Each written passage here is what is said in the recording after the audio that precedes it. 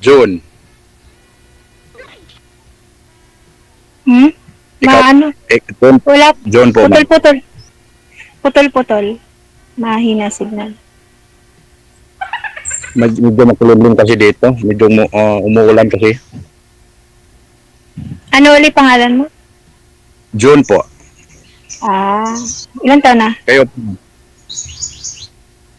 kayo po, ma'am. Ano pong pangalan po? Ilan taon ka na? 45. Ha? 45 po. Ah. Nasa Butuan? Butuan ka? Yes po, nasa Butuan po ako ngayon. Taga Butuan po ako. Saan yun? Hindi ko alam. Sa Saan yun? Mindanao po. China. Sa Mindanao. Mindanao. Mindanao. Okay. Mm-mm. Sa Maynila Kayo ako. po? Caloocan. Caloocan. Magbaging. Caloocan. Magbaging, Mm. oo. So, dalaga or ano, what else? Ano ba? Byuda po. Biyuda. Okay. Biyudo din ako. May dalawa akong anak. Putol-putol Ikaw, ka, hindi ko ikaw. maintindihan. Putol-putol ba? Putol-putol. Ikaw, ilan anak mo? Ha? Ilan ang anak mo ngayon? Ano? Hindi ko marin. Putol-putol kasi. Robot. Medyo mahina kasi ang signal kasi makulimlim dito. Umuulan kasi. Ilan daw po anak ninyo, ma'am? 5. 5. 2 babae, 3 lalaki. Okay. So, ilan taon na po kayo? 43. 43. Sa akin is maliliit pa yung mga anak ko. Dalawa. Ay. Malalaki na anak. Sa akin is dalawa yung anak ko. Isang babae tapos isang lalaki. Yung lalaki, special child, autism siya. Ako malalaki na. Yung panganay ko ngayon, kasi pabalik din ako ng ibang bansa. Habang waiting, yung anak ko muna sumusuporta dito sa bahay. So, nag-iibang bansa ka po kayo, ma'am? Oo, OFW ako. So, nung namatay, kasi 1 year and 1 month pa lang, yung asawa ko. So, nung namatay siya, hindi na ako umalis muna. Hinintay ko muna lahat. May inasikaso pa ako mga... Ngayon ako nagpa-process pa. Balik uli. Pero ibang country naman. Hindi sa Saudi. Sa akin, magwa 1 year pa. Magwa 1 year din yung asawa ko ngayon. Last March, nag 1 year siya. Ako nung April. Ano pong kinamatay? April nagbabang. Yung kinamatay ng ang asawa ko, DJ, high blood, naputokan ng ugat sa ulo. Kahit na operahan, hindi na survive. Biglaan din. Sa'yo, sa sir? akin din. Sa akin, ganun din, high blood po. Pero isang beses lang siya inatake, diretso. Yung sa akin, nasa ibang bansa, nasa ibang bansa ako, inatake na siya. Tapos, pinapunta ko dito yung magulang ko sa bahay. Tapos, na-save siya naman. Sinapunta agad sa ospital eh. Nung pangalawa na, kasi nasa trabaho siya, tiniis niya pala. Tiniis niya kahit na naramdaman siya. Hindi siya nagsabi sa akin. Ayun. Doon na siya na Wala bang maintenance yung asawa mo? Meron. Meron naman siya maintenance. Hindi yun, ang daming gamot noon. Nung first, na inatake. Ang daming gamot noon. Iba-ibang klase. Meron siyang gamot. Kaya lang siguro talagang time na niya.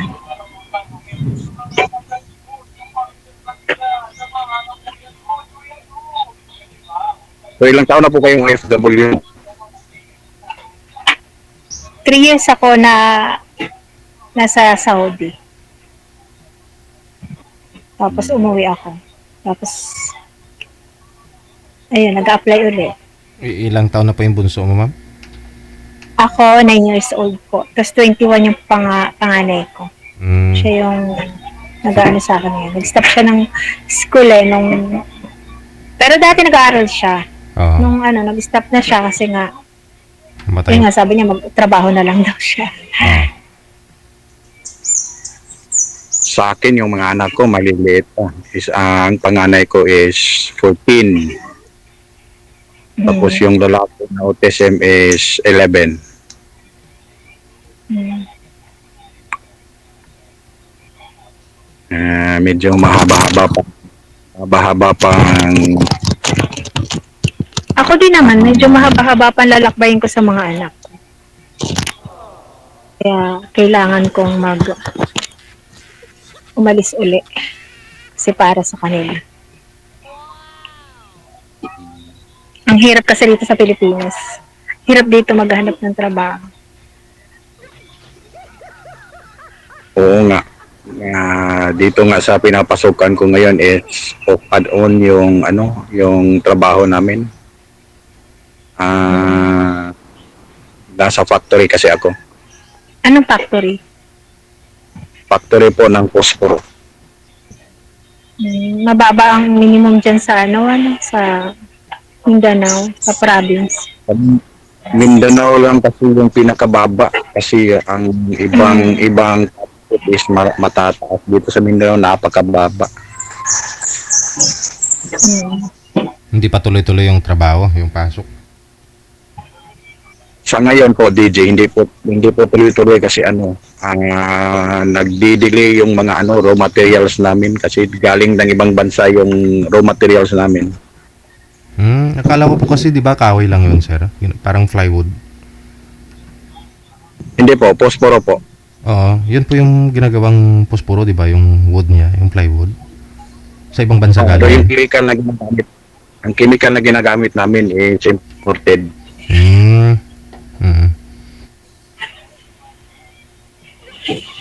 So, ano na pala kayo nagkaasawa? Kasi bata pa yung mga edad, yung nyo, yung anak nyo.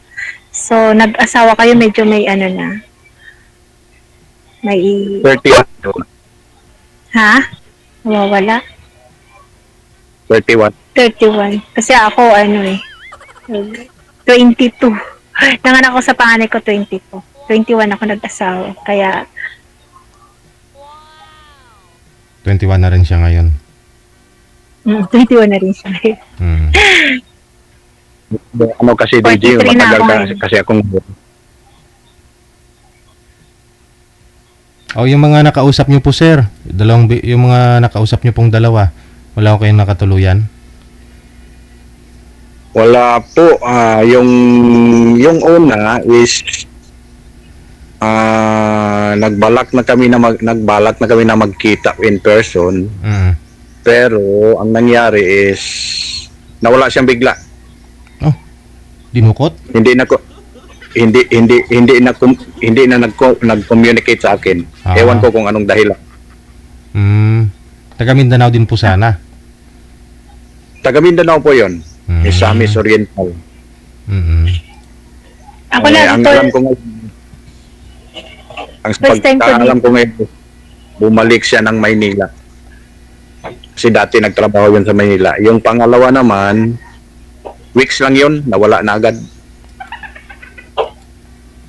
Ito si ma'am sa Maynila din. Saan po kayo sa Caloocan, ma'am? Bagbagin, Caloocan po. Bagbagin ka man. Saan ba sa Bagbagin? Sa Bayanihan Village, Bagbagin, Caloocan City. Bayanihan. Malapit sa Igisi? Opo, malapit pa ako doon. Samahan mo ako sa kanila, DJ. Ako no problema. Punta ka dito, sir. Punta ka dito. Kasi araw-araw naman hinatid ko si Mrs. dyan sa Pagbagin. Kasi dyan tumuturo si Mrs. Teacher siya? Dyan, sa baba. Sa Bagbagin. Sa bahay niyo. Kaibiga kasi ang mga anak ko sa Kaibiga Elementary School. Okay. Pero ngayon Distance na high kasi. school na dito na sila. Mm-mm. Dito pero yung bunso ko diyan sa Kaibiga. Ayun, madali lang palang hanapin si Ma'am DJ. Malapit lang. Kung kaya mo lang na may traffic, bakit hindi? Traffic yun eh. Oo, grabing traffic. Grabing traffic, kaya ayoko yung nagko-commute ako eh. Mas maganda motor kasi lusot-lusot ka. Mm. Mas madali kapag motor ang dala mo. Okay. Kailan ka luluwas dito sa Maynila, sir? Baka next month, Wow, kung, bilis kung ah. papala rin, baka next month. Oo. PM mo ako ha, para masamahan kita kay ma'am. Ikaw yung unang kukontakin ko, DJ. Si ma'am, palis na eh. Baka hindi ko na mabutan. Aalis. Pero matagal pa. Nagpa-process pa lang ako. Ang tansya ko mga 6 months ago pa. Matagal pa naman. Ay, sana mabutan. Kasi, pero kung Saudi lang, ay hindi magtatagal kung balik Saudi. Pero ibang ano kasi. Isang bansa. Australia kasi, Australia pupuntiri ako. Oo naman. Sino po yung nag-invite? Sino po yung nag-sponsor sa'yo? Dito o sa Australia? Sa Australia. Kaibigan ko po. Meron po akong kapitbahay dito na Australia po siya. Ayun.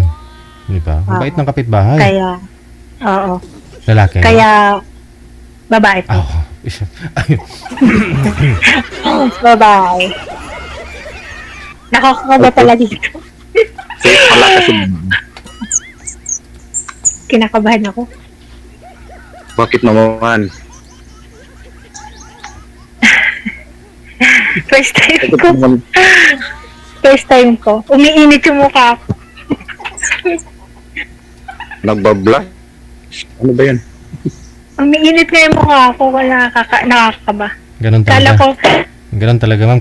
Kung crush mo ikausap mo. ay,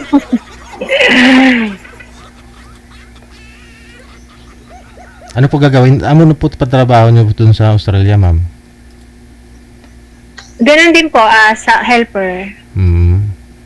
Apo. Medyo mabusisi Sa lang. Saudi, helper din po kayo. Oo, helper din ako sa Saudi. Pero maganda kasi sa Australia, mayroon kang day off. Sa Saudi kasi, dire-diretso ka. 3 years ako doon, dire-diretso, walang day off. Ang day off mo yung may sakit ka. Kunyari, lagi kang may sakit eh. Ay, hindi naman pwede. Kasi ako rin ang mahihirapan. Tatambakan ako ng trabaho. So, ako rin ang gagawa. Correct. Mahirapan, ako din yung mahirapan. Mm-mm. Kaya minsan, kahit hindi ko pa kaya, kailangan kong kumilos. Kasi ako yung mahirapan. Mag-isa ka lang sa bahay. Ay, hindi po. Andito pa yung 5 kong anak. Hindi po, sa Saudi na pinapasukan mo, isang helper ka lang doon. Ako lang. Kaya, ang payat ko nun. Tapos pagdating ko rito, medyo tumaba ako. Tumaba ako. Sa sarap kumain. Ganyan. Sarap ang pagkain ng Pilipinas eh. Kaysa sa Saudi. Saan po namatay si Mr. niyo, ma'am? Sa factory dati? Sa trabaho niya? Inatake? Sino po? Ako po? Si Mr. niyo po? Opo. Sa trabaho. Sa trabaho siya na.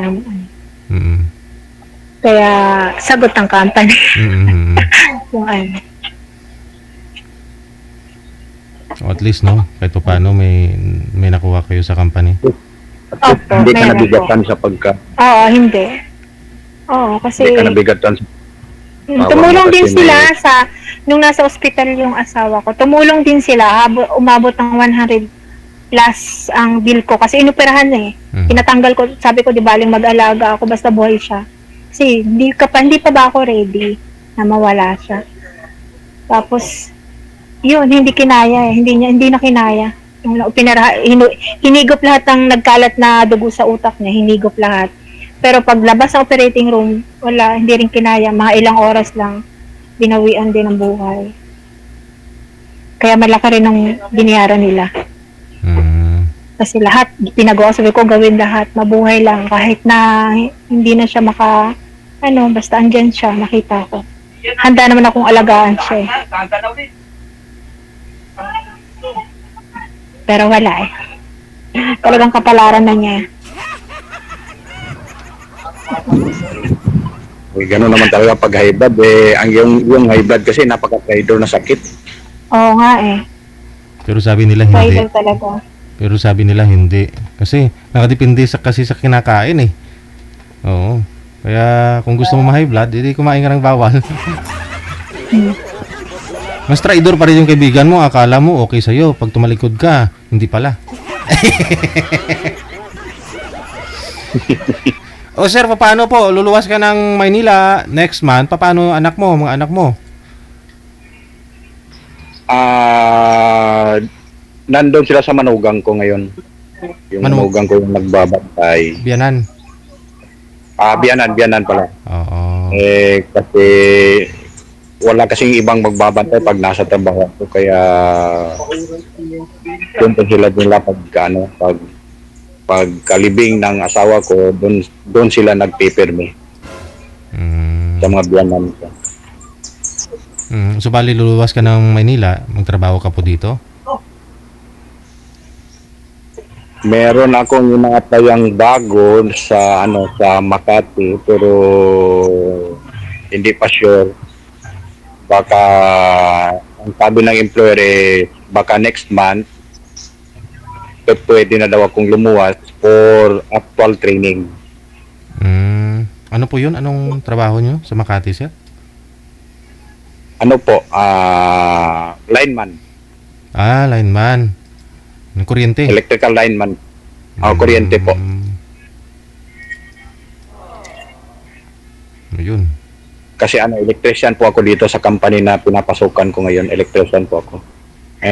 Dati nag-a-apply ako dito sa Agusan del Norte Electric Cooperative. Hindi ako natanggap. So, nakita ko yung post online ng Makati Electric Cooperative. Nag-exam ako online, tapos interview online. Ang sabi nung HR nila is tatawagan na lang ako ulit.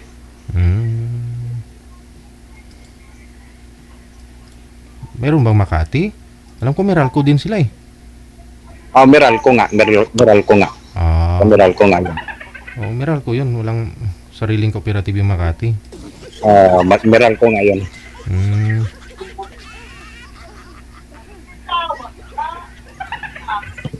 Hopefully, makapunta next month. Ay, malapit na naman Para Makati. maabutan ko si ma'am. Oo.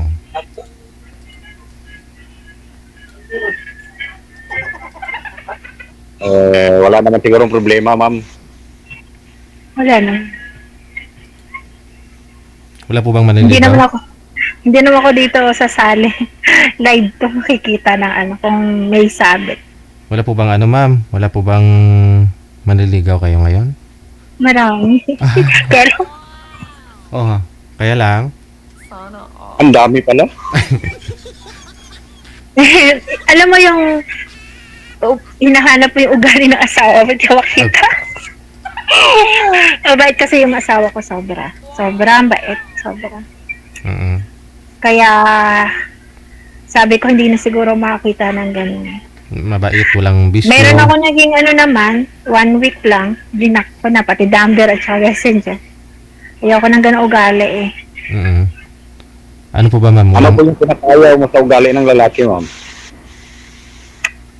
Wala naman akong basta maging lang, magkaintindihan lang kami kung anong ayaw ko. Para walang away. Kung anong ayaw ko, tapos kung ano rin ayaw mo, gagawin ko. Kung anong ayaw mo, gagawin ko. At higit sa lahat, tanggap at ituturi ng tunay na anak yung mga anak ko. Kasi may babae ako. Hindi minsan ako nakatakot ko. May babae akong anak. Mag-away talaga kayo nun kung ayaw niya tapos gagawin mo pa. Nagdadalaga na.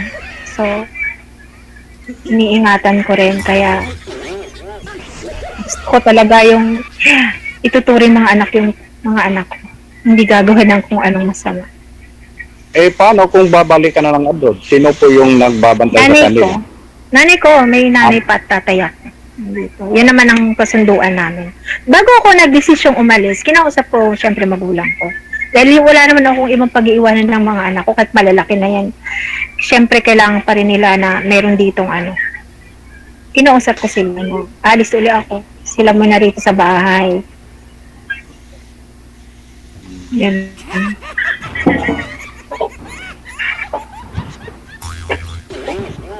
So ano po, ano ba yung pinakahayaw mo sa lalaki? Palainom. Palainom. Ayoko Yun yung yung vision, yun yung vision na wala ako. sigarilyo. Kasi Wala. may asthma ako, bawal ako sa usok. Wala din akong sigarilyo. Hindi ako nagsusugal, walang sigarilyo, hindi nagiinom. Baka babae kung wala kang baka kung wala kang bisyo, baka babae bisyo. Hindi naman. Wala Ay, naman. hindi ba? Wala naman po sa mukha niyo na babaero. Wala naman sa mukha. Yan yung kadalasang sinasabi ng mga kakilala ko. Hindi daw ako babayero sa ng mukha. Wala naman. Wala sa mukha. So, Ako totoo kasi pala. kapag na-bad shot ako talagang never, wala na talaga. Yun na ugali ko eh. Pag ko, na turn off. Hindi naman ako na tumitingin sa itsura. Sa ugali talaga. Pero pag may naayawan akong ugali, wala na. Di bali na lang sabi ko nga, kung hindi ako bigyan ni Lord, di, okay lang. Basta pag wala akong nakitang hindi ko gustong ugali. Kasi ang hirap na tumatanggap ka tapos hindi mo alam yung ugali tapos tanggapin mo bilang partner mo tapos ganun yung ugali, di ba? Para ka na lang bit ka ng bato, dilagay mo sa ulo mo, sobrang bigat. di ba? Ang importante naman siguro, Magsalo. ang importante naman siguro sa relasyon is magkakaintindihan kayong dalawa. Oo, yun naman ang importante. Kasi yung namatay kong malayo rin kami, nagka-LDR din kami. Kasi di ba nag-Saudi nga ako. Pero hindi nawala yung communication at saka tiwala sa isa't isa. Yun ang importante. Kahit malayo kami sa isa't isa naman. Yun ba yung isa, yung tiwala sa isa't isa, yun yung napaka-importante. Sobrang malaking tiwala ko sa asawa ko kasi sa kanya ko lahat pinapadala yung ko. Kahit sa pera. Malaki ang tiwala ko kasi syempre nakasama mo ng ilang taon eh. So alam mo na ugali. So yun yung hinahanap ko, yung ganong klaseng tiwala na maibigay ko sa isang lalaki. Kasi pag ako nagtiwala, lahat ibinigay ko. At pag ako rin nagmalahal, binibigay ko lahat. Ganun. Nag 1 year po yung asawa mo. Noong Last April April. 28, oo. Kawawa niya lang. Magkasunod lang pala. Naghahanap ako ng makakausap. Magkasunod lang pala sila ng asawa ko. Sa akin, March 7. Yung sa'yo, April. April 28, 24. Kasunod lang pala.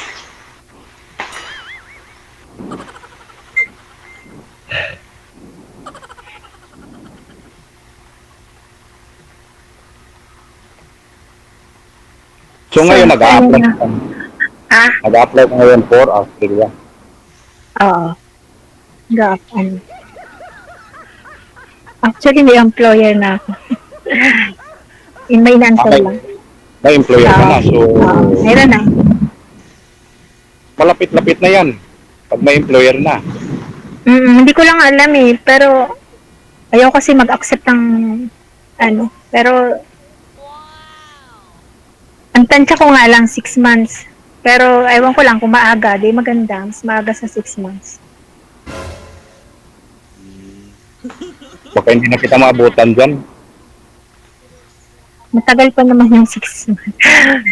Kung hindi maabutan, di okay lang. Baka hindi, pamali mo, may itinadana pa sa'yo.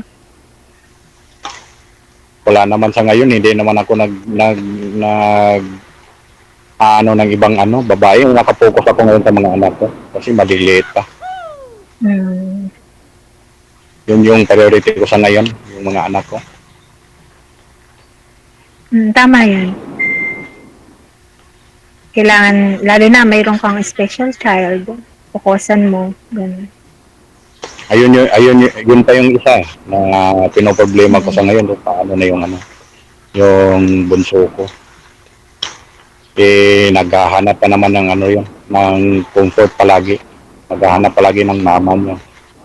Ngayon, nagigising nga yun ng ating gabi, umiiyak. Kasi naghahanap pa rin sa mama niya. Naglalag kayo. Umuulan na kasi dito. Ay, mabasa ho kayo, sir. Hindi, may ano man dito.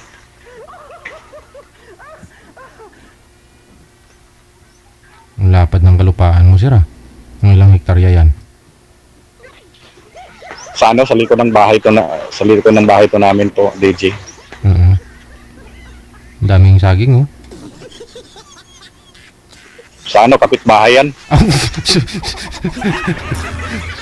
Bahay pala. Yan na. Sa kapitbahay yan. So, sir? Magbababay na ako. Ah, mababa ka na? Bakit ho, ma'am? May pupuntahan po kayo? Wala naman po.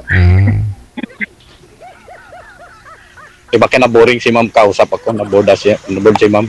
Pero bakit kausap, ma'am? Hindi naman. Ay, baka may naghihintay sa'yo dyan. Ay. Wala. O siya, ha? Connected na rin naman kayong dalawa. Tuloy-tuloy lang yung pag-uusap ninyo. Maraming salamat. Sige po, DJ. Salamat po. Okay. Kala ko tuloy-tuloy yung pag-uusap ninyo, ma'am. Kasi sabi mo kausap kung kailangan mo ngayon, di ba? Ba't ka umalis?